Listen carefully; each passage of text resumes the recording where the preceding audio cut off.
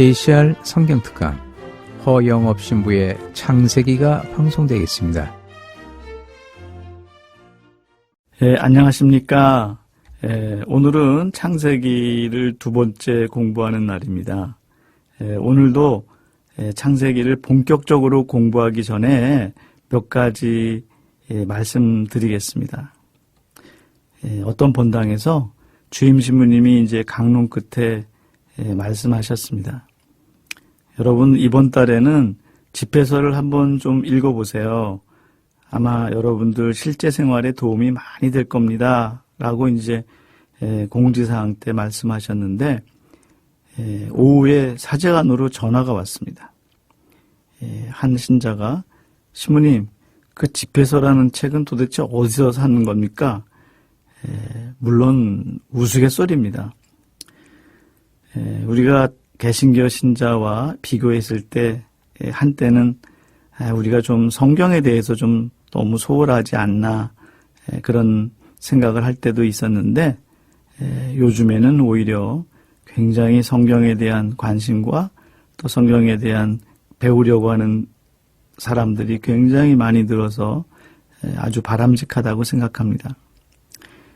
성경이라고 하는 것은 오늘날 사실 세계 사람들이 가장 많이 읽는 책이죠. 또 실제로 시대를 초월한 베스트셀러라고도 할 수가 있고요. 또 성경은 인류의 역사와 문명에도 큰 영향을 끼쳤고, 좋은 영화나 명작, 또 공연 등에 성경에서 영감을 받은 것이 많다고 합니다. 근데 성경은 한 권의 책이 아니라 구약 성경 46권, 신약 성경 27권으로 된 마치 큰 도서관에 비유할 수 있습니다. 우리가 하느님의 말씀을 공부하는 데 있어서 제일 먼저 해야 할 일 중에 하나는 이 책들이 어느 부분에 속하는지를 분류하면 잘 이해가 됩니다. 성경의 분류는 대략 책의 성격에 따라서 이렇게 분류가 되죠. 우선 구약 성경의 책들을 살펴보겠습니다. 구약 성경은 전체가 46권입니다. 구약 성경의 처음 5권, 창세기, 탈출기, 레위기, 민수기, 신명기를 모세 오경이라고 부릅니다. 이스라엘 사람들은 이 5권을 토라라고 불렀습니다. 토라는 일반적으로 하느님께서 인간으로 하여금 기울이 있는 생활을 하게끔 해주신 가르침이나 법을 뜻합니다. 히브리어로는 던지다, 쓰다, 혹은 지도하다, 또 가르치다 등의 뜻을 지니고 있습니다. 모세 오경에는 주로 이스라엘 백성이 체험한 구원의 역사를 싣고 있습니다. 우리가 성경을 이해하는데 또 이스라엘을 잘 이해하는데 먼저 이스라엘 민족을 이해하는 것이 중요합니다. 왜냐하면 이스라엘 땅과 이스라엘의 역사 그리고 이스라엘 민족에 대해서 잘 안다면은 그만큼 우리가 성경을 더 깊이 더 넓게 이해하는데 분명히 도움이 되기 때문입니다. 먼저 이스라엘 민족에 대해서 한번 살펴보겠습니다. 하느님의 특별한 부르심을 받은 이스라엘 민족이 민족 공동체가 이 세계사에 처음 출현한 것은 대략 기원전 13세기 혹은 12세기경으로 추정합니다. 그런데 이스라엘 민족은 동서고금에서 그 예를 찾아볼 수 없는 특별한 역사를 지닌 민족 공동체입니다. 고대 중동의 역사 속에서 자신들의 나라를 지켜오다가 기원 후 70년 로마 제국의 침공으로 인해 예루살렘이 파괴되고 기원 후 135년 유다인의 마지막 독립전쟁에 참패를 겪으면서 사실 이스라엘은 세계사에서 사라지게 됩니다.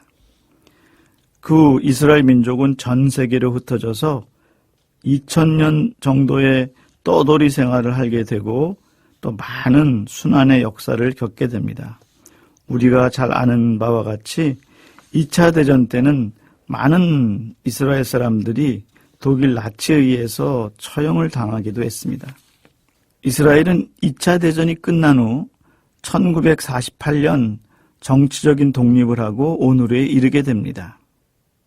현재 이스라엘 민족은 약 130여 개의 국적, 여기 이 나라는 다국적 국적을 인정하고 있습니다. 언어만 해도 80여 개국의 언어에 이른다고 합니다. 마치 인종, 종교, 언어의 전시장과 같은 그런 모습을 띠고 있죠. 또 다양한 풍습과 언어가 공존하고 있고 현재 공용어는 아랍어, 히브리어, 영어입니다. 그런데 재미있는 것은 현재 이스라엘 사람 중에도 2000년, 3000년 전의 구약의 전통을 그대로 지키며 사는 사람들이 있습니다. 그래서 이 사람들의 삶을 잘 들여다보면 구약 성서의 삶을 잘 이해하는 데 도움이 됩니다.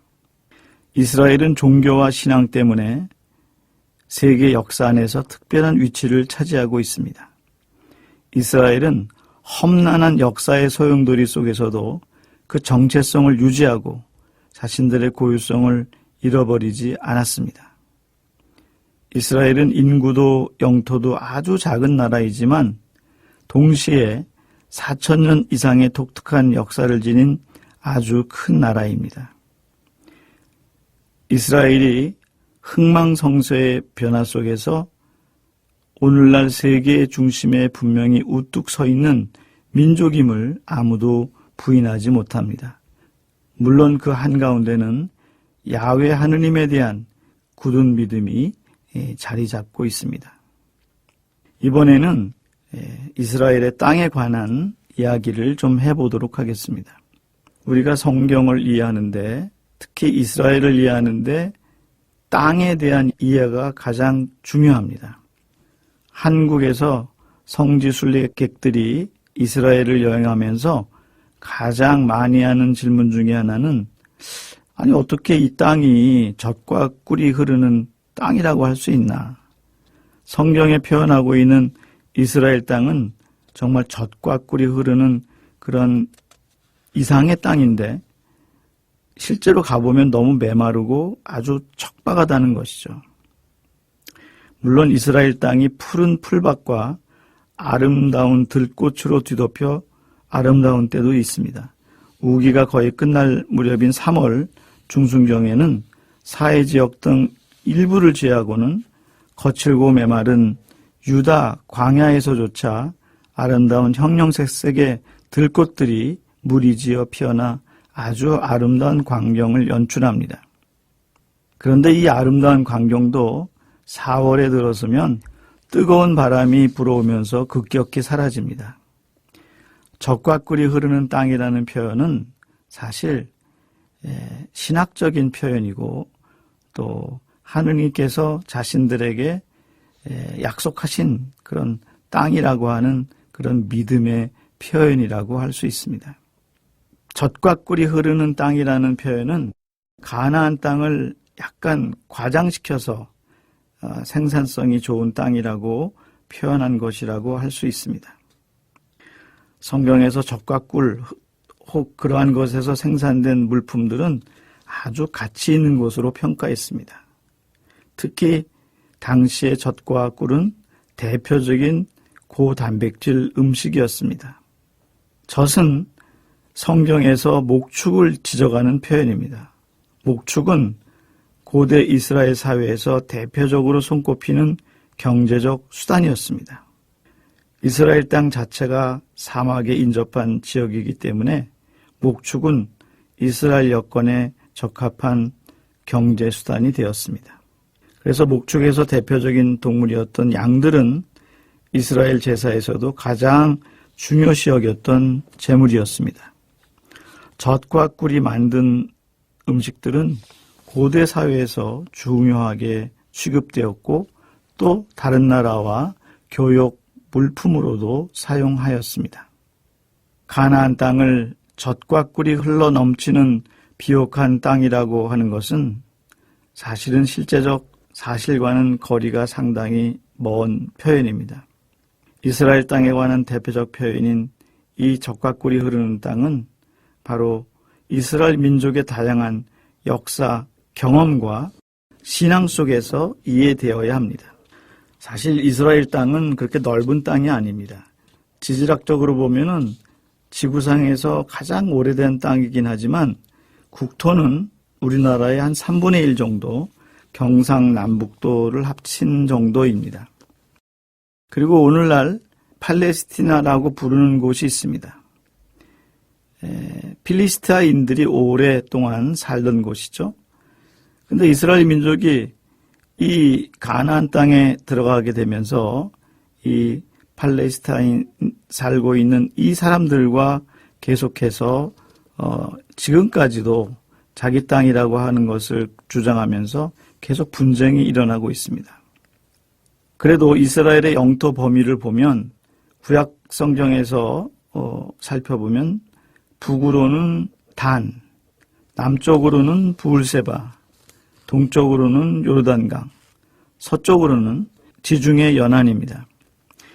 이 영토의 크기는 대략 우리나라의 경상남북도를 합친 정도라고 말씀드렸는데 재미있는 거는 이 좁은 땅인데도 불구하고 해안의 평지, 중앙의 산악지역, 계곡, 아주 다양한 형태의 지형을 지니고 있습니다.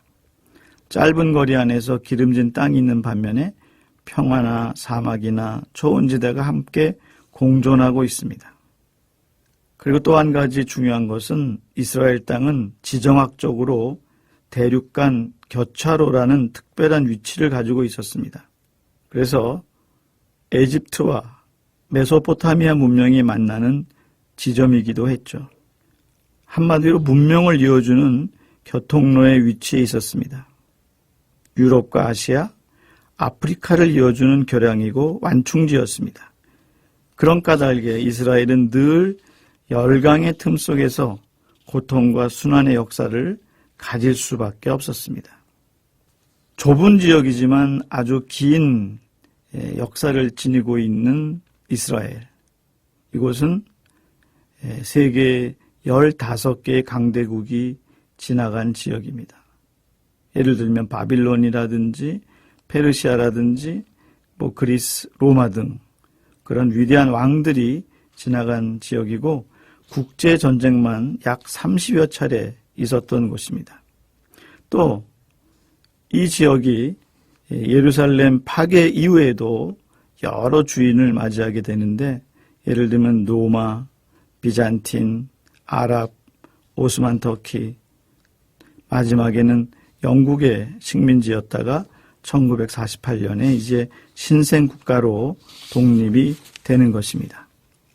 작고 좁은 땅이지만 아주 긴 역사를 지닌 큰 나라, 또 우리 그리스도교 신앙 안에서는 가장 중요한 구원의 역사가 실제로 펼쳐진 바로 그러한 땅인 그 이스라엘 땅을 우리는 좀 더 신앙의 눈으로 살펴보는 것이 좋겠습니다. 이스라엘 사람들이 들어가려고 한 가나안 땅은 주기적으로 여러 민족의 침입을 받았습니다. 아라비아, 소아시아, 에집트 등지에서 온 종족들이 이 땅에 들어와 자기들의 영토를 확장하기 위해 투쟁했던 것이죠. 마치 오늘날 팔레스타인이 세계 열강의 세력의 각축장이 된 것과 비슷하다고 하겠습니다. 에집트에서 탈출한 이스라엘 사람들이 40년의 광야 생활을 지내고 일정한 장소에 정착하지 못하고 방황하며 자신들의 땅을 찾고 있었던 것입니다. 그들은 가나안 땅을 얻기 위하여 가나안 사람들과 계속해서 피나는 전쟁과 투쟁을 벌여야 했습니다. 그래도 그들은 야훼 하느님께서 자신들을 그 땅으로 인도하시고 승리를 안겨주신다는 그런 믿음을 갖고 있었습니다. 특히 하느님께서 자신들이 거주할 수 있고 하느님의 나라를 만들 수 있는 그런 땅을 약속하셨다는 이 사실이 그들에게는 늘 희망으로 작용했습니다. 가나안 땅을 이스라엘에게 주신 사실을 이스라엘 백성들은 하느님의 위대한 행동으로 고백하고 있습니다. 모세의 뒤를 이어 여호수아가 요르단강을 건너 드디어 가나안 땅으로 들어가게 되는데, 엄격한 의미에서의 이스라엘 역사는 에집트 탈출 후부터라고 할 수 있습니다. 에집트 탈출 후에 시나이에서 작은 공동체가 형성되고 가나안 땅으로 들어가 부족 동맹 체제가 이루어졌을 때 비로소 이스라엘의 역사는 시작되는 것입니다. 창세기는 1장부터 11장을 태고사라고 하고요, 12장부터 50장을 성조사라고 서술하고 있습니다. 성조, 거룩한 조상의 시대라는 뜻이죠. 앞부분의 태고사는 아브라함으로부터 시작되는 구세사의 서론에 해당된다고 할 수 있습니다. 아브라함은 메소포타미의 칼데아의 우르라는 곳에서 하느님의 부르심을 받습니다. 당시에 우르라고 하면 오늘날 굉장히 발달된 도시, 예를 들면 뉴욕이나 파리 정도에 비유할까요? 어쨌든 굉장히 발달된 도시에 있는 이 아브라함을 전혀 알지도 못하는 다른 땅으로 옮겨가라고 한 그 말씀은 처음에 아브라함에게 있어서 아마 도전이었을 것입니다. 어쨌든 아브라함은 메소포타미의 하란으로 옮겨와 살다가 하느님의 부르심을 받게 됩니다. 하느님은 하란에서 내 고향과 내 친척과 내 아비의 집을 떠나 내가 장차 보여줄 땅으로 가거라. 나는 너를 큰 민족이 되게 하리라 하시는 하느님의 부르심을 받게 됩니다. 그래서 그는 아내와 조카 롯과 그리고 식구들, 종들을 데리고 가나안 땅을 향해 떠납니다. 가나안 땅에서 아브라함은 내가 이 땅을 내 자손에게 주리라 하신 하느님의 계시를 받고 가나안 땅을 방랑하게 됩니다. 그러다가 본부인인 사라에게서 이삭을 얻게 됩니다.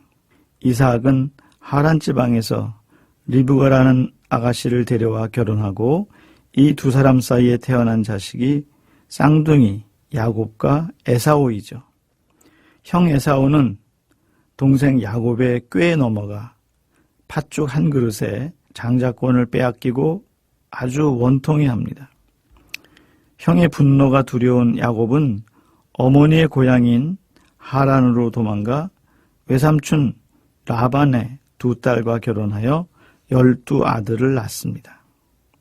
12아들 중 요셉이 아버지의 귀염을 독차지하자 질투와 시기로 눈에 어두워진 형들이 바로 요셉을 노예로 팔아넘깁니다.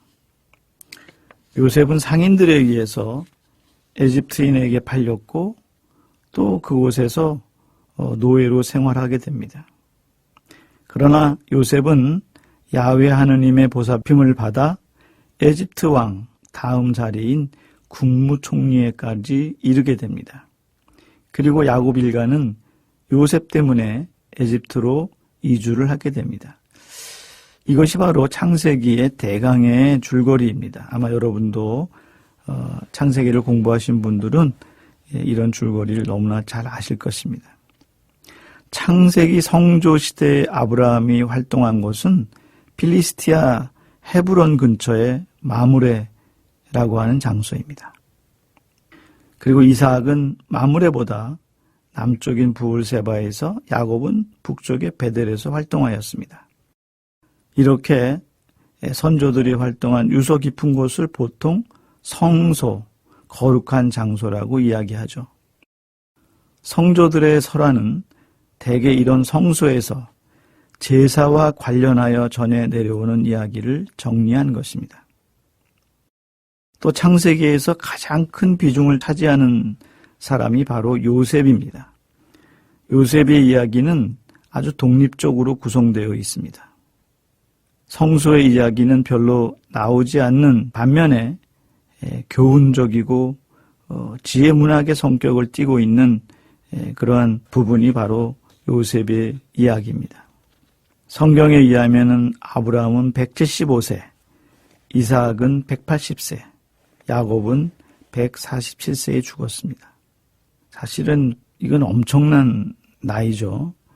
그래서 정말 아브라함이 175세까지 살았을까? 이것을 이렇게 따지는 사람도 있습니다. 물론 태고사의 족보에 나오는 모든 사람들은 상당히 장수하였습니다. 어떤 인물들은 900세까지 살았다고 하는 인물들도 있습니다. 물론 원시 시대에는 공기가 맑고 공해도 없어서 장수했을 것이라는 해석도 하는 사람도 있지만 사실은 이 나이는 상징적인 의미를 갖고 있는 것입니다. 이 같은 숫자가 정확히 무엇을 상징하는지 오늘의 우리는 정확히 그것을 알 수는 없습니다. 그러나 분명한 것은 이런 나이들이 실제 나이가 아니라고 하는 것은 분명합니다. 어쩌면 부족들의 역사를 이렇게 한 가문의 역사처럼 엮으면서 어떤 상징적인 의미를 부여했을 것이라고 생각합니다. 중동 청동기 시대의 근동지방에서 셈족은 대이동을 했습니다. 그리고 가나안에서 에집트로 내려갔습니다. 가나안에서 살다가 흉년이 들면 에집트로 내려가기도 했고 또 에집트에 살다가 유목 생활이 그리워지면 다시 가나안으로 돌아오기도 했습니다. 이러한 이동이 자주 있었기 때문에 이스라엘의 선조들이 정확히 어느 때 에집트로 내려갔다고는 말하기 어렵습니다. 하여튼 성조들에 관한 이야기들은 주로 땅을 차지한다는 하느님의 약속, 또 많은 자손을 얻게 된다는 하느님의 약속과 결합되어 있습니다. 땅과 많은 자손을 얻는다는 것은 분명히 성조 시대에 굉장히 중요한 것입니다. 왜냐하면 농경 시대에 변두리에 사는 유목민들의 가장 큰 소망은 땅과 많은 자손들을 얻는 것이기 때문입니다. 이러한 유목민의 생활과 신앙이 완전히 일치하고 있는 대목입니다. 아브라함, 이삭, 야곱 선조들의 신앙은 언제나 성경 안에서 미래지향적으로 해석되고 있습니다. 우리는 이 선조들의 신앙을 본받아야 할 것입니다. 성경에서 하느님은 모세에게 처음 나타나 계시하였는데 그 계시에 응답한 것이 바로 우리 그리스도교 신앙의 초석이 되었기 때문입니다. 또 아브라함, 이삭, 야곱이 언제나 되풀이하는 하느님의 약속에 대한 신뢰는 하나의 세습적인 신앙 유산이 되어서 어느 시대에나 민족의 희망을 불러일으켜 왔습니다. 세속적인 관점, 즉 역사적인 관점에서 볼 때 선조들의 이동은 경제적인 이유 때문에 혹은 여러 가지 시대적인 상황으로 말미암은 이동일 수도 있습니다. 그러나 이 모든 것을 신앙의 관점으로 본다면 결과적으로 그들의 행위는 신앙의 행위이고 또 그들과 더불어 약속의 성취에 대한 구원의 여정이 시작되었던 것입니다.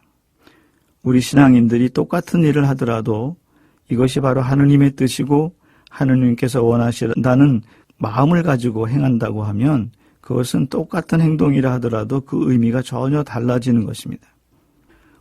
고향을 떠나라 하는 하느님의 말씀을 들은 아브라함이 물론 성경에는 분명히 금방 떠난 걸로 나오지만 실제로 우리가 아브라함이라는 그런 인물로 생각하면서 여러 가지를 묵상해 봤을 때 결정하는 것이 결코 쉽지는 않았을 것입니다.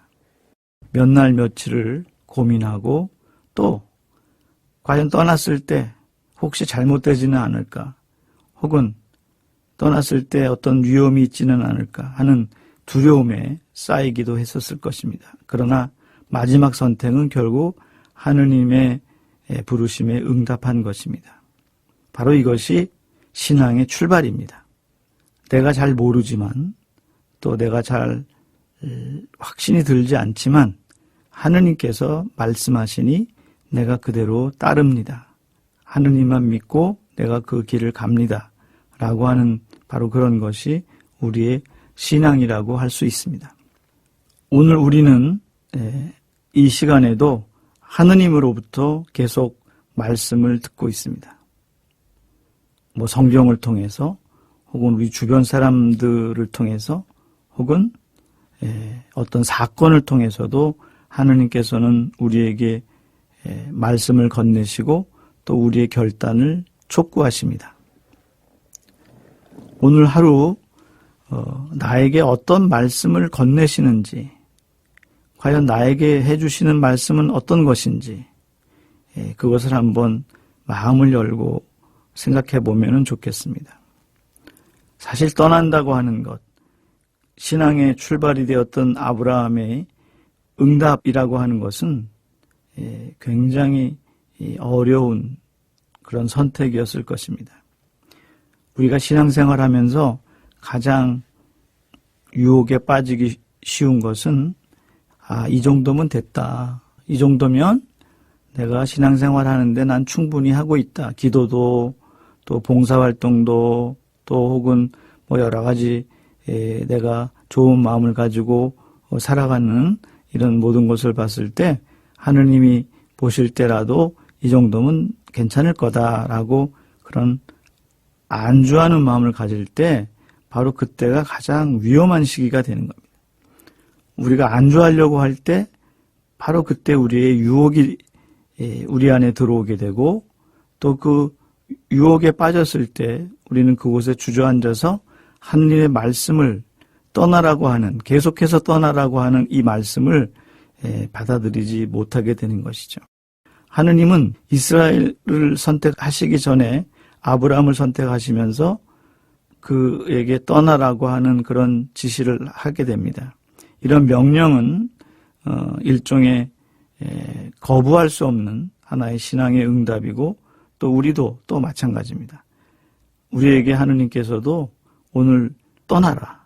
과연 우리는 무엇에서부터 떠나야 되는지, 또 어디로 떠나야 되는지, 또 떠나지 못하는 그 이유는 무엇인지 하는 이런 부분에 대해서도 좀 잘 생각해 보면 좋겠습니다.